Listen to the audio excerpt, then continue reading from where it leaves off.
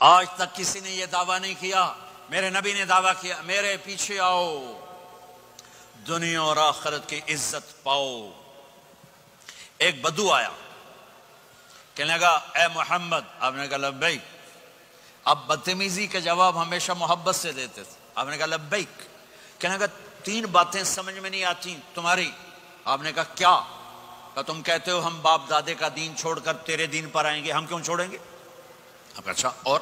کہ تم کہتے ہو روم فتح ہو جائے گا، ایران فتح ہو جائے گا، اتنے بڑے بادشاہ تیرے فقیر بندے کیسے فتح کریں گے؟ اچھا، تیسری کہ تم کہتے ہو مر کے مٹی ہو کر پھر زندہ کیے جائیں گے، کون زندہ ہوا ہے آج تک؟ کوئی پیو دادا ساڈا اٹھی تے قبریں سارے موئے پین کتھوں آ گئے؟ آپ مسکرائے، آپ نے کہا لعلک تطول بک الحیا، انشاءاللہ تیری زندگی لمبی ہوگی، تو دیکھے گا سارا عرب میرا کلمہ پڑھے گا، ایران اور روم بھی ٹوٹ کے آئے گا، اور باقی رہے گی تیسری بات مر کے اٹھنے والی، تو اس دن تیرا ہاتھ پکڑ کے تجھے بتاؤں گا تیسری گل پوری ہوئی کہ نہیں ہوئی۔ وہ کہنے لگا میں نہ مانوں، بڑا کوئی تکڑا ہے، واپس ہی ٹر گیا۔ جب مکہ فتح ہوا، عرب مسلمان ہو گئے، کہنے لگے ایک غلطہ ہو گئی۔ حضرت عمر کے زمانے میں ایران بھی فتح ہو گیا اور روم بھی فتح ہو گیا، کہنے لگے دوئی بھی ہوگی، کہ دیں تری ہو ہی نہ جاوے، بھلیا کلمہ پڑھ لائے۔ تو اس نے کلمہ پڑھا اور ہجرت کر کے مدینے آ گیا اور زندگی مدینے گزاری۔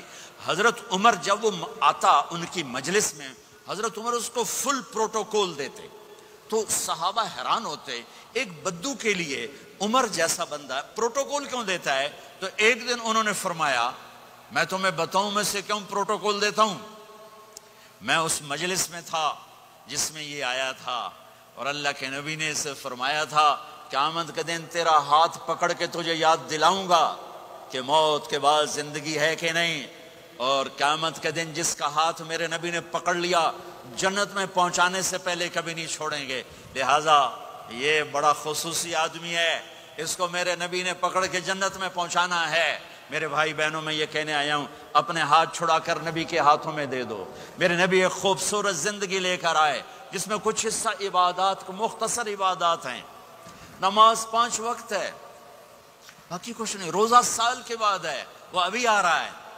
میرے نبی پہ 9 رمضان آئے، میرے نبی پر 9 رمضان آئے۔